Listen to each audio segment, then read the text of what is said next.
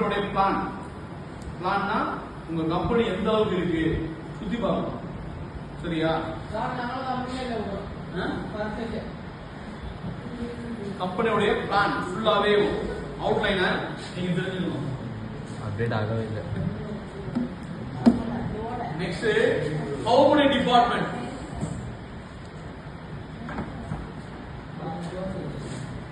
how many departments,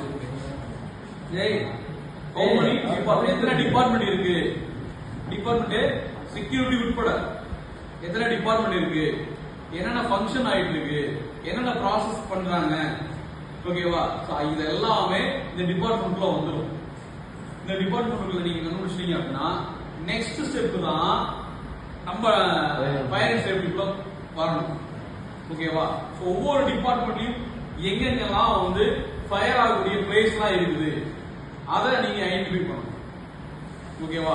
so அந்த fire ஆகிறதுக்கு என்ன எக்ஸிபிஷன் யூஸ் பண்றாங்க, ஏயா பியா சியா டி அப்படின்றத நீங்க அங்க போட்டிருப்பாங்க. பட் அதை நீங்க மென்ஷன் பண்ணி நீங்க நோட் பண்ணி வச்சுக்கணும். ஓகேவா?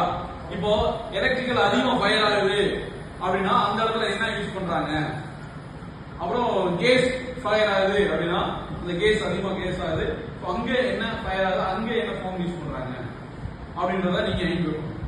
அங்க போட்டு வச்சிருப்பாங்க, நீங்க அதை நோட் பண்ணி வச்சுக்கணும். ஓகேவா? எங்கெல்லாம் ஃபர்ஸ்ட் ஃபயர் ஆகுதுன்னு தான் முதல்ல மென்ஷன் பண்ணிக்கணும். அந்த பிளேஸ் ஆஃப் லொகேஷன் தான் நீங்க நோட் பண்ணி வச்சுக்கணும். ஓகேவா? அப்புறம் கேட்டை விட்டு வெளியேறது, உள்ள எங்க எப்படி ஸ்டோரேஜ் பண்றாங்க, இப்ப கேஸ் கம்பெனி போறதுனால கேஸ் எப்படி ஸ்டோரேஜ் பண்றாங்க. ஓகேவா? டேங்கர்ல வந்து அப்படியே வந்தோடனே அப்படியே ஏற்றி விடுறாங்களா, இல்ல கேஸ் போது அங்க எப்படி இருக்கு, எங்க எப்படி உற்பத்தி பண்றாங்க, எங்க இருந்து வருது சப்ளை ஆகுது அவங்களுக்கு, இதெல்லாமே நீங்க அனலைஸ் பண்ணணும். அனலைஸ் பண்ணதுக்கு அப்புறம் அவங்க எவ்வளவு ப்ரொடெக்டிவா சப்ளை பண்றாங்க அதை நீங்க தெரிஞ்சுக்கணும். ஏன்னா நிறைய ஃபார்ம்ஸ் இருக்கு. ஏற்கனவே சொன்ன மாதிரி அந்த ஃபார்ம்ஸை வந்து 4-5 டேஸ் அந்ததுக்கு அப்புறம் தான் நீங்க அதை பார்க்க முடியும். போறனே வந்து உங்க கம்பெனியை ஃபுல் டீட்டெயிலாக நீங்க தரவா வச்சுக்கணும். எங்கெல்லாம் என்னென்ன ப்ராசஸ் எல்லாம் இருக்குது அப்படின்னு தெரிஞ்சுக்கிட்டாதான் இந்த இடத்துல இந்த ப்ராசஸ் நடக்குது, இங்கே எவ்வளவு பேர் ஒர்க் பண்றாங்க, எவ்வளவு எம்ப்ளாயிஸ் ஒர்க் பண்றாங்கன்றது கூட தெரிஞ்சுக்கணும்.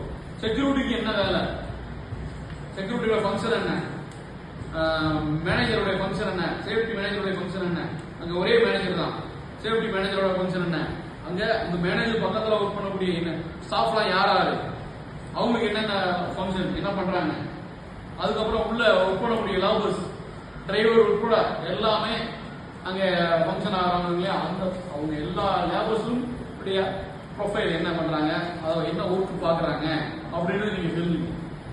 ஏன்னா அப்பதான் அந்த உங்களுடைய எவ்வளவு நேரம் ஒர்க் பண்ண முடியும், எவ்வளவு நேரம் ரெஸ்ட் எடுத்துக்கிறாங்க, இதெல்லாம் தெரிஞ்சுக்கிட்டீங்கன்னா அவங்களுக்கு ஆக்சிடென்ட் வருமா வராதா அப்படின்னு நீங்களே அசீவ் பண்ணிடுவீங்க.